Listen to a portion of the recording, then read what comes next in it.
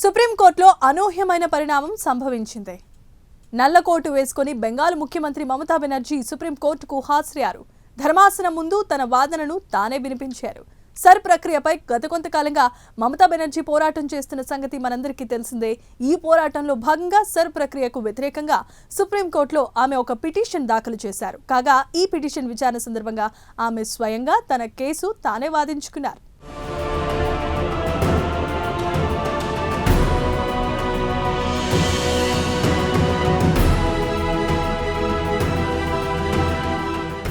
మమతా బెనర్జీ పరిచయం అక్కర్లేని పేరు.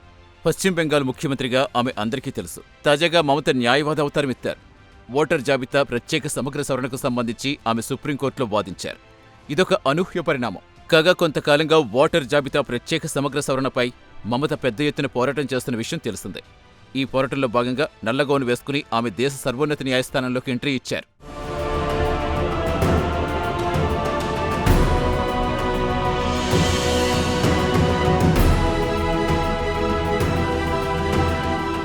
కాగా సర్ ప్రక్రియపై మమత ఇటీవల ఢిల్లీలో చీఫ్ ఎలక్షన్ కమిషనర్తో సమావేశమయ్యారు. ఈ సమావేశం రసాభాసగా మారింది. సమావేశం నుంచి మమత అర్ధాంతరంగా బయటకొచ్చారు. సమావేశం వాకౌట్ చేసినట్టు ప్రకటించారు. అంతేకాదు, సర్ ప్రక్రియ కారణంగా అనేక మంది అమాయకులు ప్రాణాలు కోల్పోయిన విషయం తాను చీఫ్ ఎలక్షన్ కమిషనర్ దృష్టికి తీసుకొచ్చేందుకు ప్రయత్నించినట్టుగా వెల్లడించారు.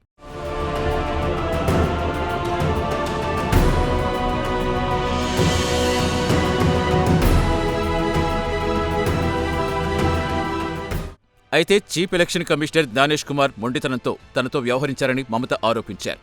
ఈ నేపథ్యంలో సర్ ప్రక్రియపై అలాగే కేంద్ర ఎన్నికల సంఘానికి వ్యతిరేకంగా సుప్రీంకోర్టులో మమత పిటిషన్ దాఖలు చేశారు. కథ అక్కడితో ఆగలేదు. నల్లకోటు వేసుకుని తానే స్వయంగా పిటిషన్ విచారణ సందర్భంగా సుప్రీంకోర్టుకు హాజరయ్యారు.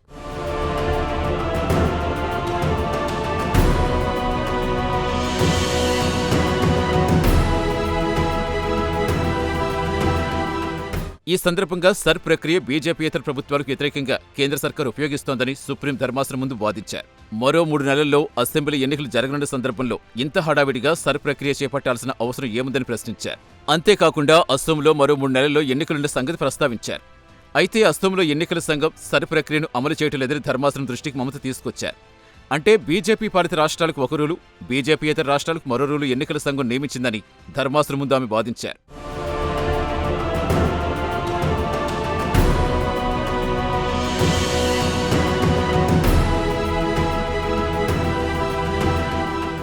సాధారణంగా ఏ ముఖ్యమంత్రి అయినా తమ రాష్ట్ర ప్రయోజనాల అంశానికి వస్తే బాగా పేరున్న న్యాయవాదులు నియమించుకుంటారు.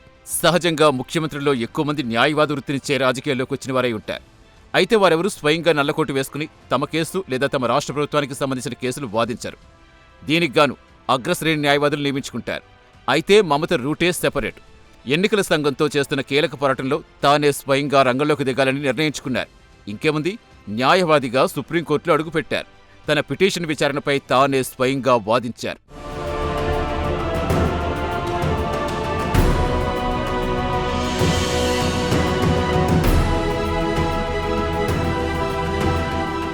ఇదిలా ఉంటే మమతా బెనర్జీ కూడా చాలా మంది ముఖ్యమంత్రుల న్యాయవాద వృత్తుల నుంచే రాజకీయాల్లోకి వచ్చారు. కోల్కతాలో జోగేష్ చంద్ర చౌదరి లా కాలేజీలో చదువుకున్నారు. లా పట్టా పొందారు. ఆ తర్వాత కొంతకాలం న్యాయవాద వృత్తి చేపట్టారు.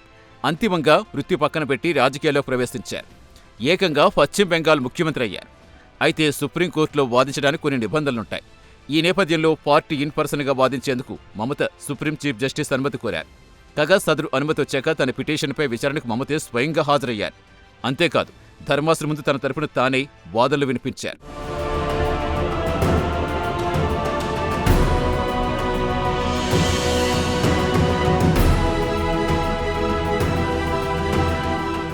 అసలు ఎంతటి వివాదాస్పదమైన సర్ ప్రక్రియ ఏంటో చూద్దాం.